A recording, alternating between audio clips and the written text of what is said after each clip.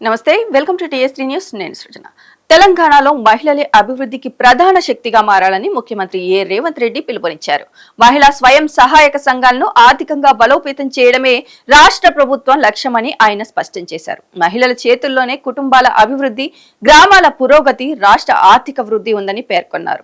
మహిళలను కోటీశ్వరులుగా తీర్చిదిద్దే దిశగా ప్రభుత్వం అనేక సంక్షేమ, ఉపాధి కార్యక్రమాలను అమలు చేస్తుందన్నారు. మహిళా స్వయం సహాయక సంఘాల సభ్యులకు మరిన్ని వ్యాపార అవకాశాలు కల్పించేందుకు ప్రభుత్వం ప్రత్యేక కార్యాచరణ చేపట్టింది. సూపర్ మార్కెట్లు, గోదాములు, లాజిస్టిక్ పార్కులు, పెట్రోల్ బంకులు, రైస్ మిల్లులు ఏర్పాటు చేసుకునేందుకు అవసరమైన భూములు అందించడంతో పాటు వడ్డీ లేని బ్యాంకు రుణాలు కల్పించనున్నట్లు సీఎం వెల్లడించారు.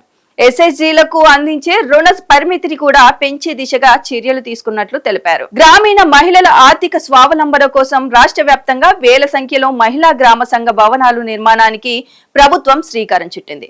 ఈ భవనాలు మహిళల సమావేశాలు, శిక్షణ కార్యక్రమాలు, వ్యాపార కార్యక్రమాలకు కేంద్రాలుగా మారనున్నాయని చెప్పారు. మహిళలు తయారు చేసే ఉత్పత్తులను జాతీయ, అంతర్జాతీయ మార్కెట్ కల్పించేందుకు ప్రముఖ ఈ-కామర్స్ సంస్థలతో ప్రభుత్వం చర్చలు జరుపుతుందని సీఎం తెలిపారు.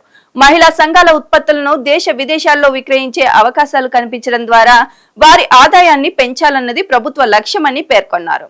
ఇప్పటికే రాష్ట్రంలో లక్షలాది మంది మహిళలు స్వయం సహాయక సంఘాల ద్వారా ఆర్థిక కార్యకలాపాల్లో పాల్గొంటున్నారని, భవిష్యత్తులో 1 కోటి మంది మహిళలను ఆర్థికంగా సాధికారులుగా మార్చడమే ప్రభుత్వ లక్ష్యమని సీఎం పేర్కొన్నారు. మహిళల సాధికారతతోనే తెలంగాణ $1 ట్రిలియన్ ఆర్థిక వ్యవస్థగా ఎదగగలదని ఆయన అభిప్రాయపడ్డారు.